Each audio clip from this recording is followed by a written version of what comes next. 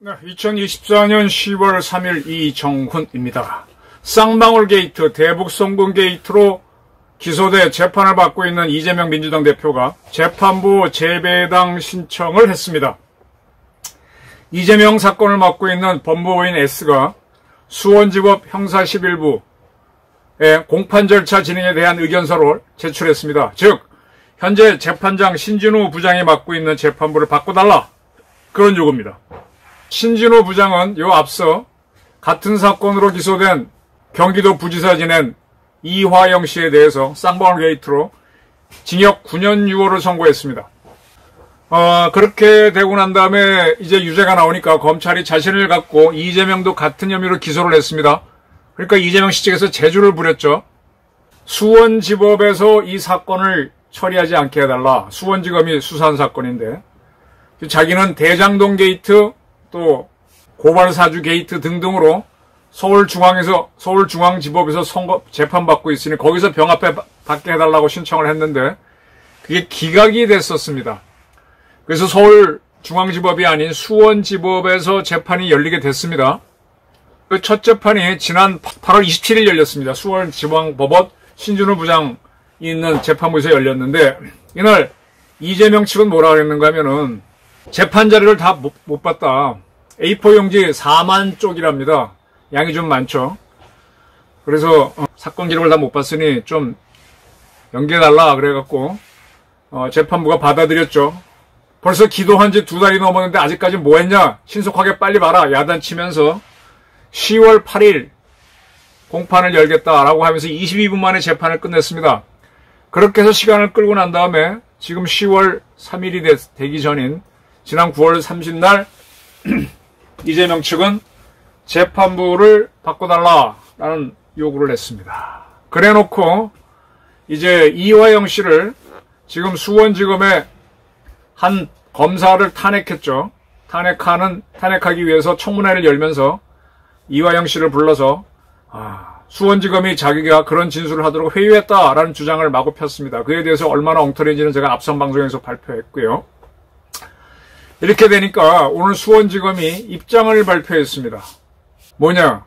지금 우리나라의 입법, 사법, 행정이 분리된 상권 분립주의를 택하고 있는데 지금 정치권이 자기들 재판이 불리하다고 해서 국회에서 청문회를 열어서 다시 범죄자가 입을 나불나불 거리게 만들면 이거는 국회가 재판에 개입하는 거고 이게 4심이 되고 5심이 되는 거 아니냐. 민주주의에 대한 도전이다라고 그랬습니다. 어떻게 보십니까?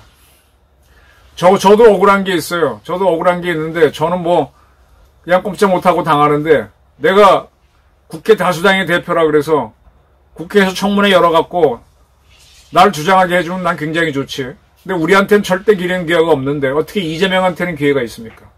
그래서 이재명 측은 계속 김건희 여사 사건을 물고 늘어지는 겁니다. 요즘은 조용해졌지만 해병 사건을 물고 늘어진 것도 그겁니다. 다 억울한 사람들이 많은 것처럼 또 윤석열 측은 뭔가 부정한 게 많은 것처럼 자꾸 몰아붙이는 거예요. 진짜 김건희 사건에서는 김건희 여사가 당한 거는 그거는 참 얼빵한 거지만 불법까지는 아니고 진짜 불법을 한 거는 최재형이라고 하는 미국 목사입니다. 저는 그 사람을 기소해야 된다고 봤는데 검찰이 기소 안 한 게 지금 큰 유감이죠. 그런 식으로 계속 문제를 만들고 최혜병 건은 아무것도 아닙니다. 이렇게 해서 분위기 잡은 다음에 이재명 살리기 위한 걸 했습니다. 그리고 신진우 부장한테 이 사건이 배당됐을 때 개딸들은 신진우 부장 탄핵 운동을 일으켰었죠. 그리고 요 앞선 재판에서 두 가지 재판에서 이재명한테 법정 최고형으로 구형이 나오니까 그 재판부한테다가 개딸들이 나서서 이재명 구명을 위한 탄원서 보내기 운동을 했습니다. 10월 1일 국군의 날부터. 그런 상태에서 민주당의 이원태 의원이 희한한 형사소속 개정안을 냈습니다.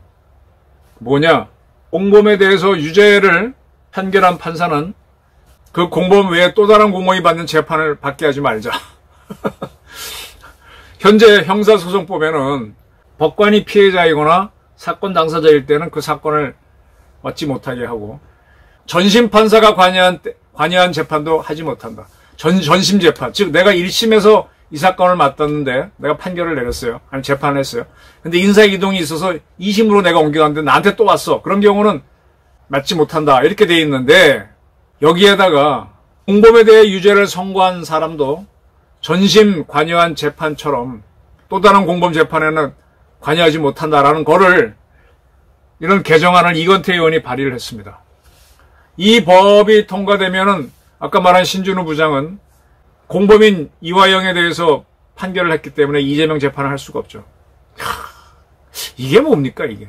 이렇게 법을 마구 바꾸겠다가 나오던 민주당이 되는 겁니까? 이재명은요. 더군다나 법조인이에요. 지난번에는 뭐 곤란하니까 코로나 걸렸다고 입원해야 된다고 쏙 빠졌죠. 코로나 아무것도 아닌 거. 그리고 재판 그때 한번 연기했었죠. 지난번에 여기 살짝 찔린 거 가지고 병원에 뭐 한 일주일 입원하고 헬기 타고 다니고 귀에 총 맞은 트럼프도 나이 훨씬 많은데 여기다 반창고 붙이고 그냥 다니는데 이재명은 왜 그렇게 요리저리 빠져다니는데 대한민국 언론은 그런 비판을 못하죠. 도대체 대한민국의 국회와 대한민국의 이 변호인들은 오로지 이재명만을 위한 그런 조직인가요? 민주당의 그 많은 사람들이 이재명만을 충성하는 조직인가요? 북한의 김일성, 김정은 집단보다 더하네.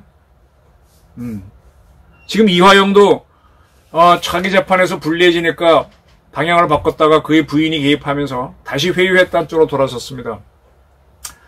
이제 이화영과 이재명은 같이 가기로 한 것 같은데 저러다가 이제 판이 깨지면은 둘이 원수가 되겠죠. 이재명 씨하고 같이 갔던 사람 중에 몇 사람이 극단적인 행동을 했는데 그런 불행이 다시 일어나지 말라는 법은 없겠죠.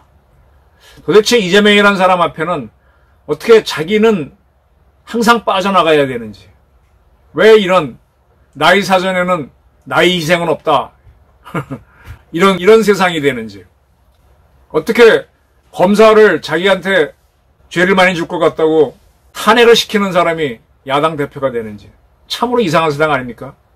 저는 정말로 이재명을 탄핵하고 싶습니다. 감사합니다.